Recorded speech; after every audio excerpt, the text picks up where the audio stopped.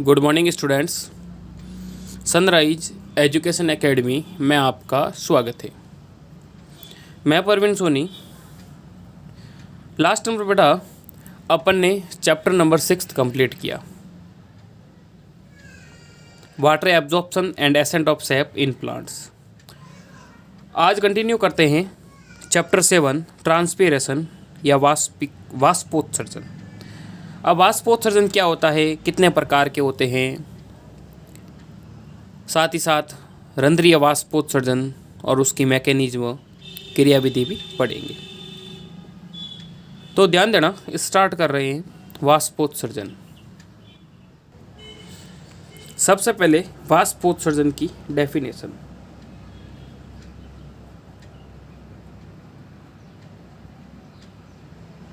वाष्पोत्सर्जन क्या है, तो इसकी परिभाषा हो जाएगी, ध्यान देना बेटा, removal of water from aerial part of the plants. क्या कहा कि पादप के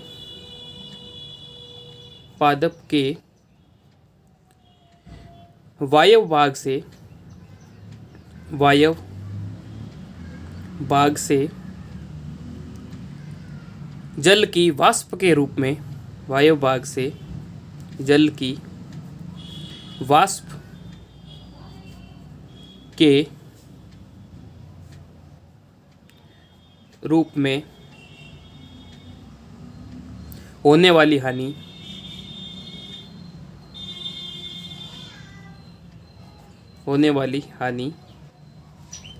वाष्पोत्सर्जन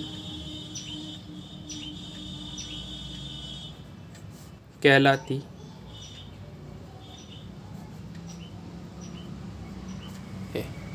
क्या मीनिंग हो गया बेटा कि पादप के वायव्य भाग से वाष्प के रूप में जो जल की हानि होती है उसको कहेंगे वाष्पोत्सर्जन।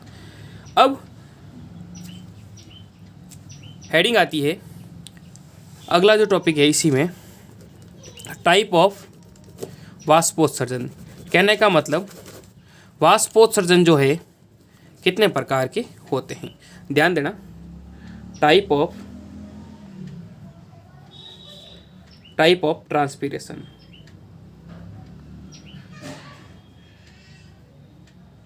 वाष्पोत्सर्जन के प्रकार, ध्यान देना बेटा,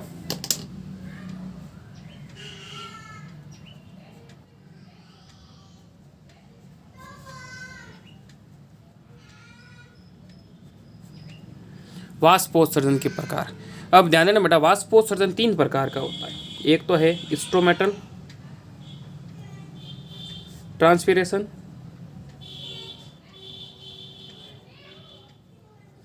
जिसको हिंदी में रंध्रीय वाष्पोत्सर्जन भी कहते हैं। क्या कहेंगे? रंध्रीय वाष्पोत्सर्जन।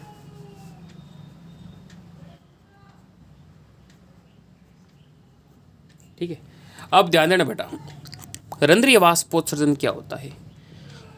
जब वाष्पोत्सर्जन की क्रिया अगर स्टोमेटा के थ्रू होती है, समझ रहे हो, मतलब पत्ती की जो ऊपरी और निचली अधिचर्म होती है उन पर क्या होते हैं, माइन्यूट पोर पाए जाते हैं, और उन पोर को क्या कहेंगे, स्टोमेटा या रंध्र। समझ रहे हो, जब कहने का मतलब वाष्पोत्सर्जन की जो प्रक्रिया जो होती है, लीफ के ऊपर जो स्टोमेटा पाए जाते हैं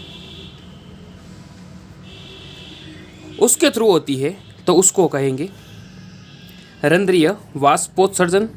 और इस प्रक्रिया के अंदर जो है, ये जो है वाष्पोत्सर्जन की कुल मात्रा का 50 से 97% भाग इस विधि द्वारा होता है।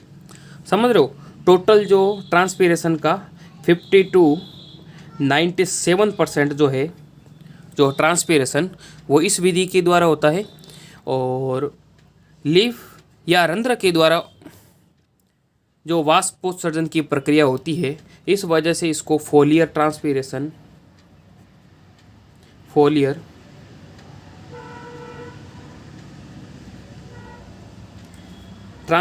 भी कहते हैं। याद रखना बेटा, फोलियर वाष्पोत्सर्जन। ओके, तो इस तरीके से ये था अपना पहला स्टोमेटल ट्रांसपीरेशन, मतलब जिसको रंध्रीय वाष्पोत्सर्जन भी कहते हैं।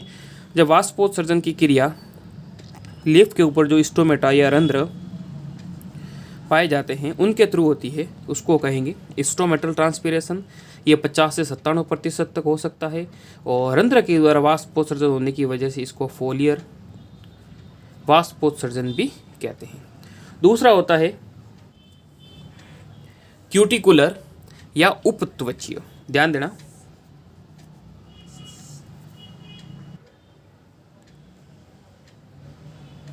क्यूटिकुलर ट्रांसपीरेशन या जिसको कहेंगे उपत्वचीय वाष्पोत्सर्जन।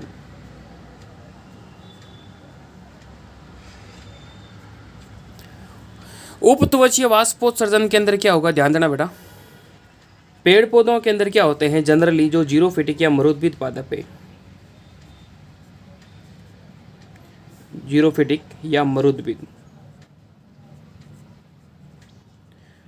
तो उनमें क्या होता है पेड़ पौधों के अंदर जीरोफिटिक वेजिटेशन है, तो उस वजह से मतलब ऑलरेडी उनके अंदर पानी की कमी होती है, तो इनके ऊपर क्या होते हैं इस प्रकार की एक क्यूटिन युक्त सब्सटेंस पाया जाता है, जिसको कहेंगे जीरोफिटिक वेजिटेशन। जो अपने इधर मिलती है, ऑलरेडी पानी की कमी होती है, तो उनके उस दरमियान क्या होता है कि उनकी सरफेस के ऊपर जो है अपर और लोअर एपिडर्मिस होती है, उनके ऊपर क्यूटिन युक्त सब्सटेंस पाया जाता है। क्यूटिन युक्त सब्सटेंस होने की वजह से इनको कहेंगे क्यूटिकल। तो क्यूटिकल क्या होता है, कहीं कहीं से अगर मतलब, हालांकि क्यूटिकल क्या है कि एक प्रकार से वाटर टाइट जैकेट का कार्य करती है, मतलब पेड़ पौधों से जल की हानि नहीं होने देती। लेकिन कभी कभार क्या होता है कि कहीं से अगर मान लीजिए क्यूटिकल कहीं से कट जाती है, फट जाती है, या फिर कहीं क्यूटिकल का आवरण नहीं होता, तो उस दरमियान वहाँ से वाष्पोत्सर्जन हो जाता है। ये जो है टोटल अमाउंट का जो होता है 3 से 10% जो है वाष्पोत्सर्जन इस विधि के द्वारा देखने को मिलता है। और इसमें कहने का मतलब जो मरुद्भिद पादप होते हैं वो इसके अंदर आते हैं। ओके, इसके बाद में थर्ड है वातरंध्रीय या लेंटिकुलर। लेंटिकुलर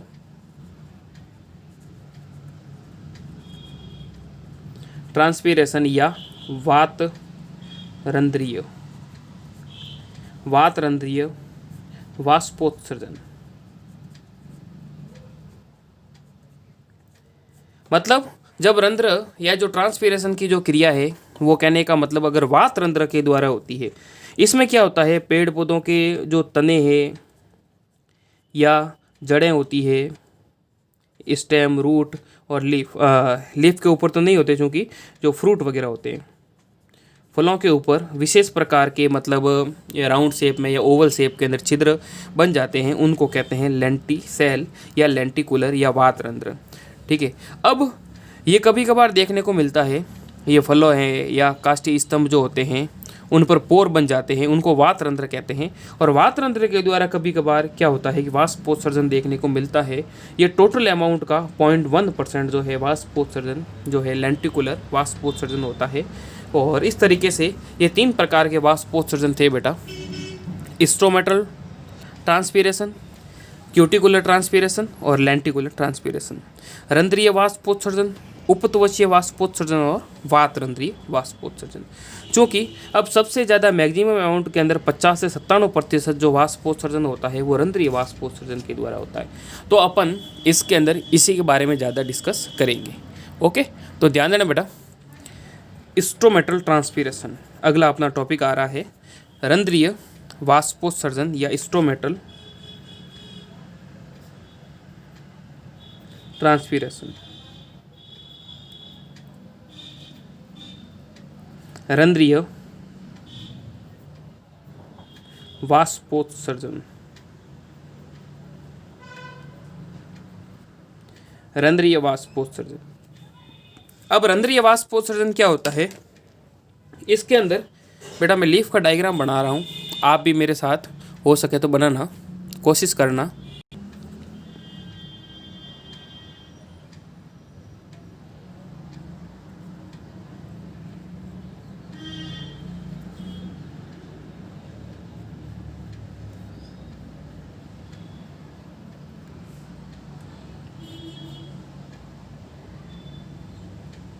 देखो देखे, जो लीफ का जो इंटरनल स्ट्रक्चर होता है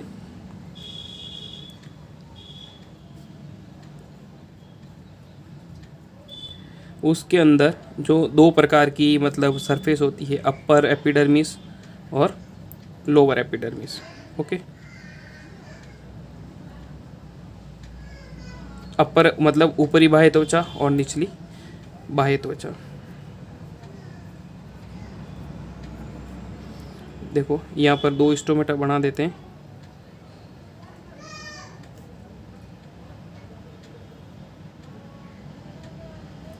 बाकी अपन को करनी है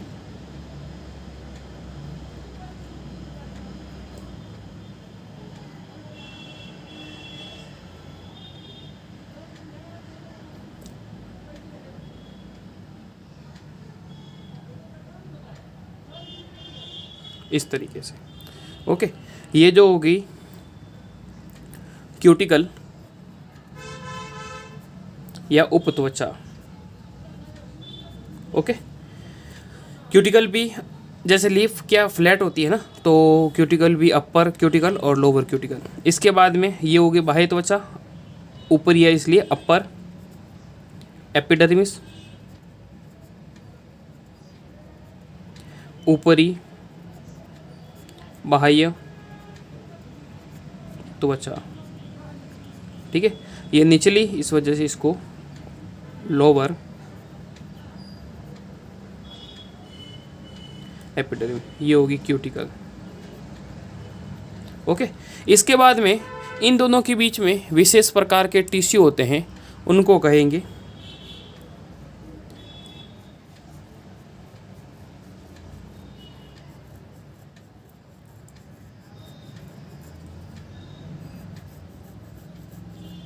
इस तरीके से बनाने हैं। ओके, और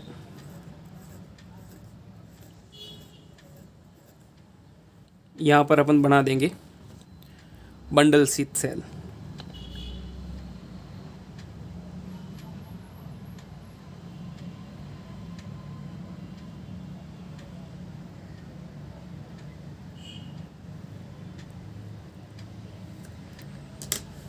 ओके, इस तरीके से, और ये हो जाएंगे कनेक्टिव टिश्यू।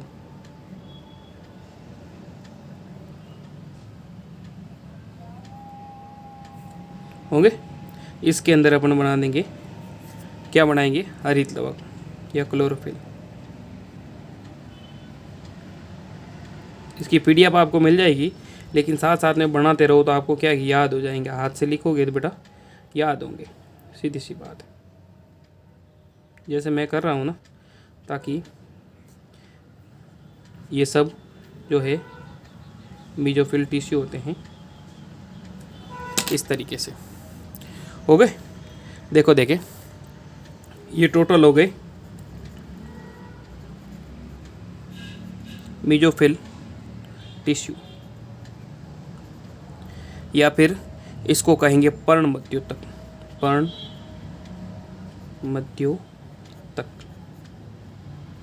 ओके, ये पर्णमध्योतक में भी दो प्रकार के टिश्यू होंगे। एक जो इस तरह खंबे की तरह होते हैं उनको कहेंगे पैलासिड पैरेन्काइमा या खंभ मध्योतक, और ये जो गोलाकार है इसको कहेंगे स्पंजी, पैलासिड या खंभ मृदुतक। ठीक है, दूसरे होंगे, इसको कहेंगे स्पॉन्जी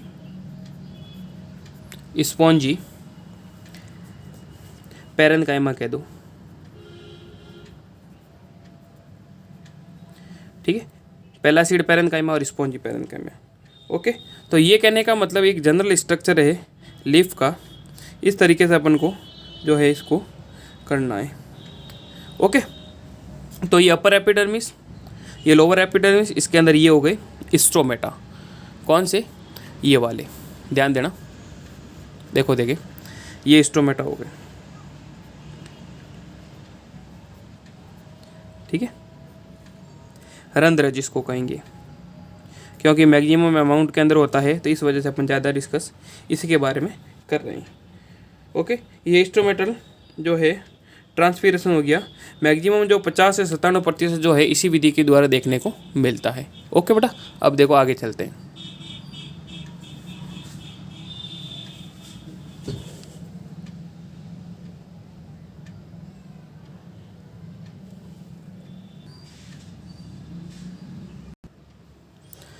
अब देखो बेटा, रंध्र की उपस्थिति बाह्य त्वचा का प्रमुख लक्षण है। रंध्र पत्ती की एक अथवा दोनों सतह पर पाए जाते हैं। रंध्र की उपस्थिति के आधार पर पत्तियां जो है वो 3 प्रकार की होती हैं। रंध्र जो है अपर या लोअर एपिडर्मिस के ऊपर पाए जाते हैं। तो रंध्र की उपस्थिति और अनुपस्थिति के आधार पर जो है, कहने का मतलब जो रंध्र जो है वो कितने प्रकार के होते हैं, पत्तियां जो होती है वो 3 प्रकार की होती है। ठीक है, on the basis of presence of on the basis of presence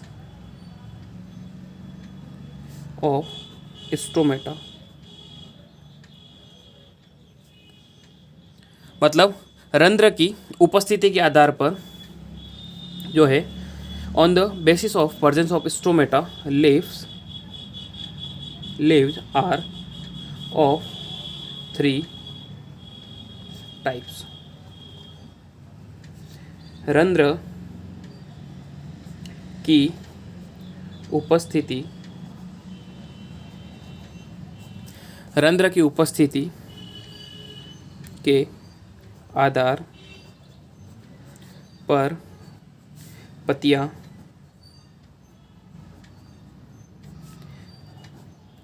तीन प्रकार की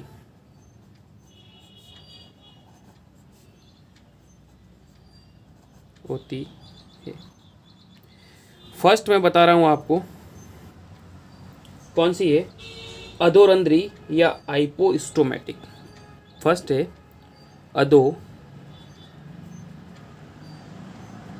अधोरंध्री पत्ती या हाइपो,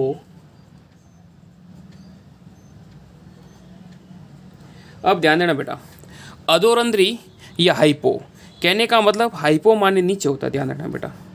कहने का मतलब रंध्र जो है पत्ती की जब लोअर एपिडर्मिस के ऊपर पाए जाते हैं, लोअर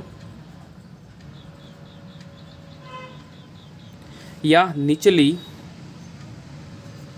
बाह्य त्वचा, रंध्र जब पत्ती की लोअर एपिडर्मिस के ऊपर पाए जाते हैं या निचली बाह्य त्वचा पर पाए जाते हैं तो उसको कहेंगे हाइपोस्टोमेटिक लीफ। ठीक है, अब इसके एग्जाम्पल है, ध्यान रखना बेटा, एप्पल, ऑरेंज। ओके, कहने का मतलब लीफ ऑफ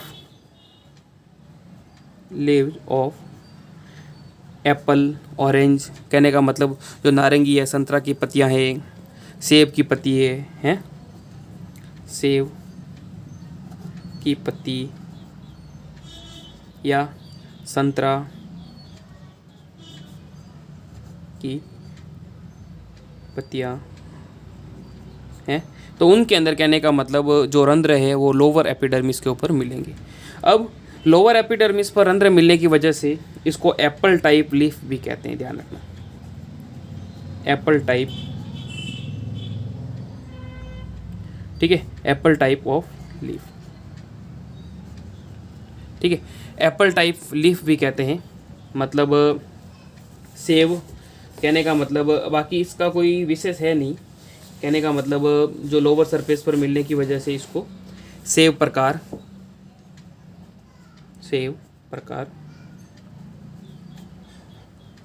भी कहते हैं। ओके, और ये जो जनरली मैक्सिमम मिलेगा जो डाइकॉट प्लांट होते हैं, डाइकॉट प्लांट या जो द्विबीजपत्री पादप होते हैं उनके अंदर मिलेंगे। ओके, इसके बाद में दूसरी है एम्फीस्टोमेटिक,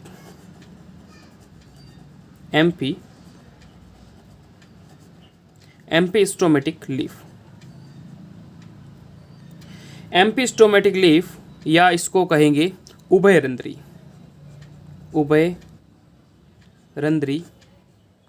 पत्ती। ओके, कहने का मतलब जब रंध्र जो है पत्ती की दोनों सरफेस के ऊपर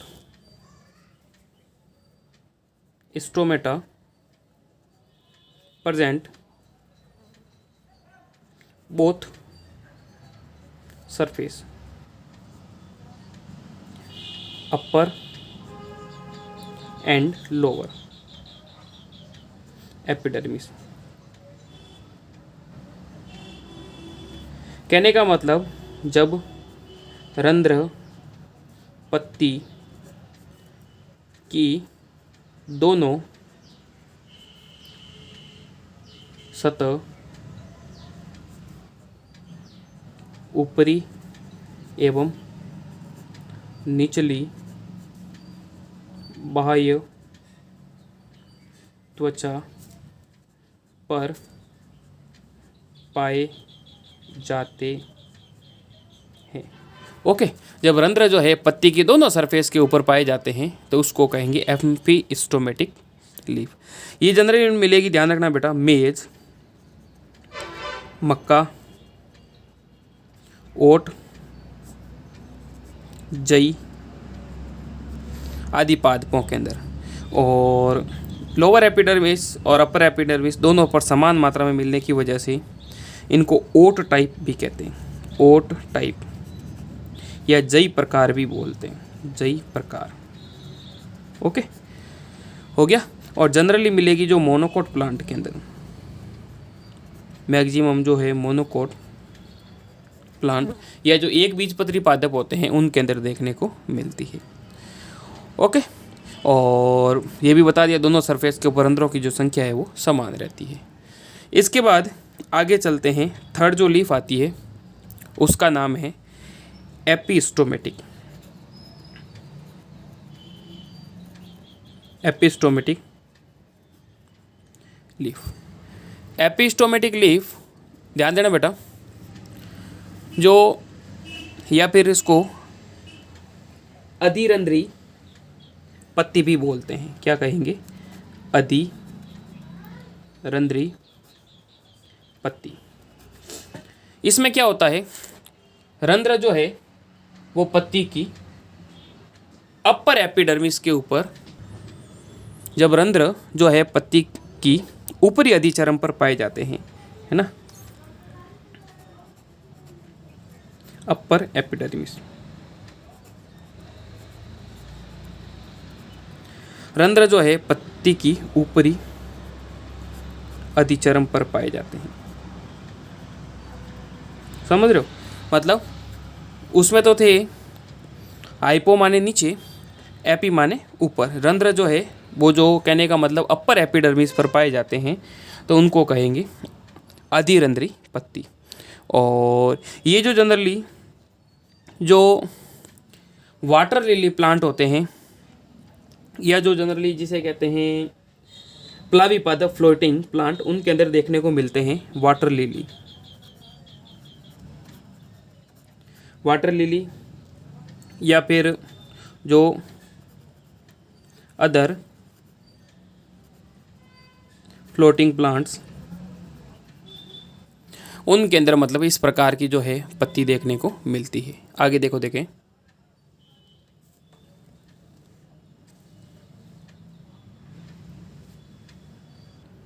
इसके बाद ध्यान देना बेटा, इसको कुमुदिनी प्रकार भी बोलते हैं। जो फ्लोटिंग हाइड्रोफाइट होते हैं उनके अंदर देखने को मिलते हैं। देखो, देखें, कुमुदिनी,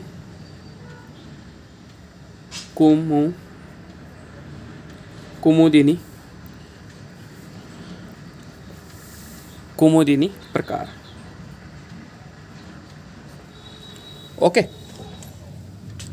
इसके बाद में या फिर इसको वाटर लिली टाइप भी बोलते हैं। ओके, वाटर लिली टाइप भी बोलते हैं। जनरली जो फ्लोटिंग प्लांट होते हैं हाइड्रोफिटिक, उनके अंदर देखने को मिलते हैं। ओके बेटा, तो इस तरीके से ये तीन प्रकार की थी, हाइपोस्टोमेटिक, एम्पिस्टोमेटिक और एपिस्टोमेटिक। अब अगला जो अपना टॉपिक आता है वो है स्ट्रक्चर ऑफ स्टोमेटा, मतलब रंध्र की संरचना। ध्यान देना,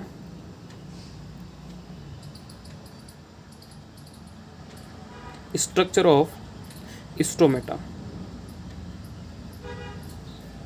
कहने का मतलब रंध्र की संरचना। अब ध्यान देना, रंध्र की संरचना के अंदर जो डाइकॉट प्लांट होते हैं, डाइकॉट प्लांट के अंदर तो रंध्र जो होंगे वो बीन शेप्ड या kidney shaped,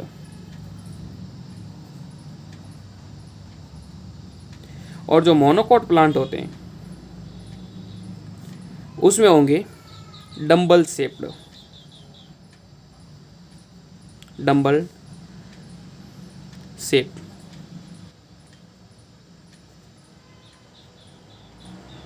dumbbell shape, okay, डंबलाकार। ध्यान देना कि मैक्सिमम जो है बीन शेप देखने को मिलते हैं, या वृक्काकार जिसको कहेंगे हिंदी के अंदर। इस तरीके से जो है स्टोमेटा जो है दो द्वार कोशिकाओं से घेरी बंद आकृति होती है। ध्यान देना बेटा।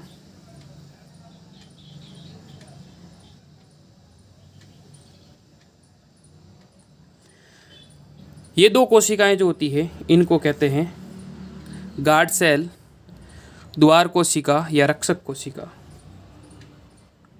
गार्ड सेल या द्वार कोशिका या रक्षक कोशिका। ओके, गार्ड सेल, द्वार कोशिका या रक्षक कोशिका। इनकी जो आउटर वॉल होती है वो तो होती है थिन या पतली, जबकि जो इनर वॉल जो होती है वो कैसी होगी, मोटी होती है। ध्यान देना बेटा, इनर वॉल जो होगी वो होती है थिक,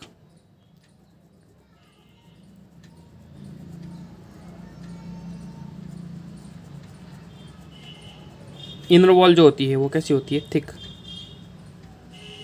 या मोटी जिसको कहेंगे।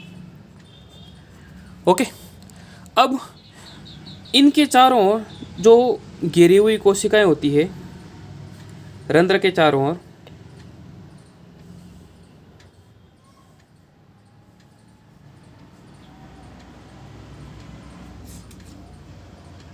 उनको कहेंगे सब्सिडियरी सेल या सहायक कोशिका। ध्यान देना बेटा,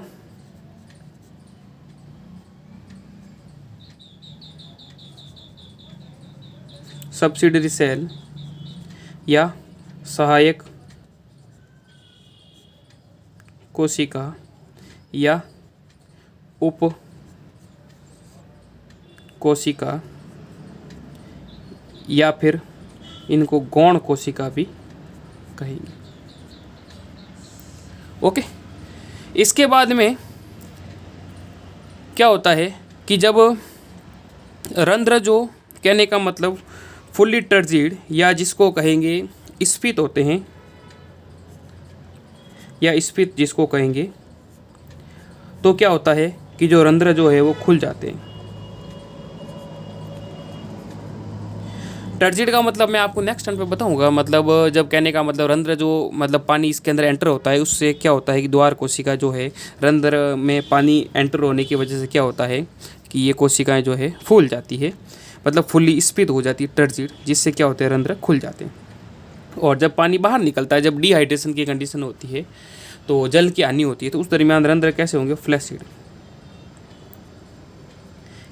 फ्लैसिड या स्लथ। तो स्लथ मतलब रंध्र से पानी बाहर निकला तो उसको कहेंगे stomata close. Okay, stomata closed. ये जो होता है इसको कहेंगे स्टोमेटल पोर या रंध्रीय छिद्र, पोर या रंध्रीय छिद्र।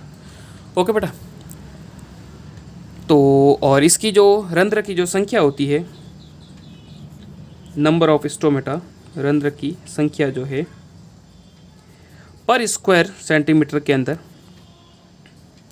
पर स्क्वायर सेंटीमीटर के अंदर जो है 10 से लगा करके 60,000 तक हो सकती है